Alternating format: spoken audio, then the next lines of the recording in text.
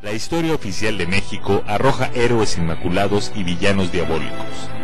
Las posibilidades de tener personajes con errores y virtudes es casi nula.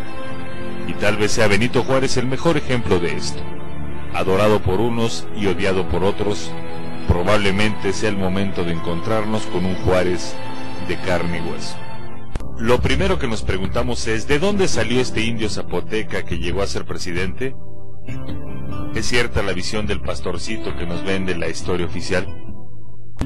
Pero ¿qué oportunidades reales hay para un indígena que apenas habla bien el español en la Oaxaca del siglo XIX? Mucha gente tiene la visión de un Juárez enemigo de la Iglesia Católica. Luego entonces, ¿cómo es que estudió en un seminario? Y esta decisión no solo cambió la vida de Juárez, sino del México del futuro, pues su interés por otro tipo de conocimiento lo llevaron a graduarse como abogado, mientras que las lecturas liberales formaban el principio del político recio y decidido en el cual se convertiría años después. El ascenso de Juárez fue tan veloz que llegó a ser diputado local e incluso se convierte en diputado federal por Oaxaca, puesto que lo hace visitar por primera vez la Ciudad de México. En su regreso a Oaxaca, Juárez se convierte en gobernador del estado y toma su primera decisión que le da reconocimiento nacional. El destierro de Juárez en los Estados Unidos es definitivo para crear su carácter político, y es aquí donde conoce a los personajes que harían cambiar su vida y la de todo un país. Y mientras todas estas mentes liberales planeaban un futuro republicano para México, la dictadura de Santana, que para 1854 ya era conocido como Su Alteza Serenísima, era atacada por lo que se conocería como el Plan de Ayutla, comandada intelectualmente por Ignacio Comonfort y militarmente por Juan Álvarez. Esto es lo que hace regresar a Juárez a México. Ya con los liberales en la presidencia de la República, surge la Constitución de 1857, la cual generó la división total del país, pues los conservadores no estaban de acuerdo con ella y planearon un golpe de estado llamado el Plan de Tacubaya. Y aquí comienza la historia de la llamada Guerra de Reforma. Pero a pesar de que Juárez era legalmente presidente, los conservadores habían tomado la Ciudad de México, y con Félix María Zuluaga al frente, desconocen la Constitución de 1857 y esto lleva al mismo Zuluaga a ocupar la presidencia interina de México.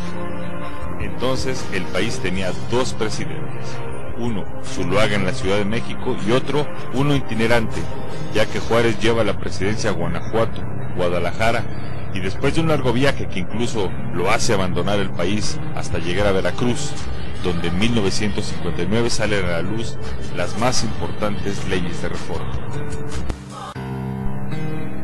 Y esta guerra estaba siendo ganada por el bando conservador, pues con el apoyo económico de la Iglesia, los liberales no podían hacerles frente. Esto hace que Juárez busque apoyo con los Estados Unidos, y aquí debemos detenernos un momento a analizar la estrategia liberal, pues a cambio de ese apoyo se firma el Tratado McLean-Ocampo. ¿Pero en qué consistía este tratado? La historia jugó a favor de Juárez.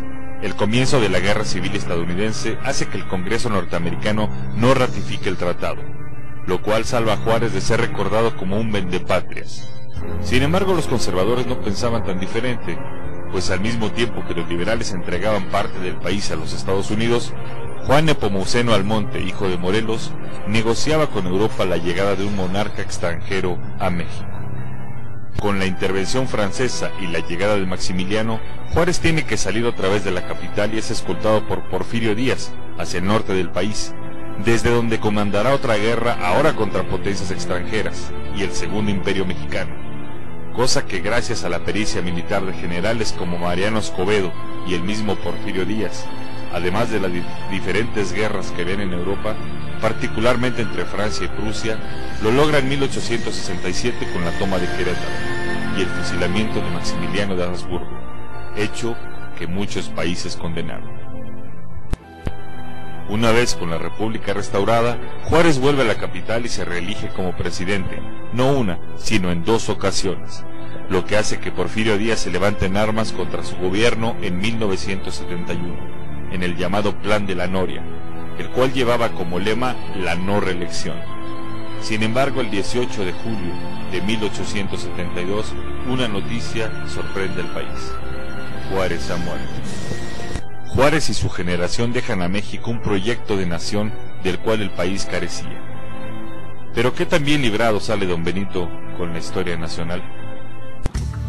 Personajes como este siempre estarán en el ojo del huracán. Sin embargo, creemos que ya es tiempo de dejar de ver la historia como un cuento donde hay buenos y malos, donde un hombre puede ser una estatua de bronce venerada u odiada. Simplemente hay que verlo y estudiarlo tal y como fue. Benito Juárez, un hombre de carne y hueso.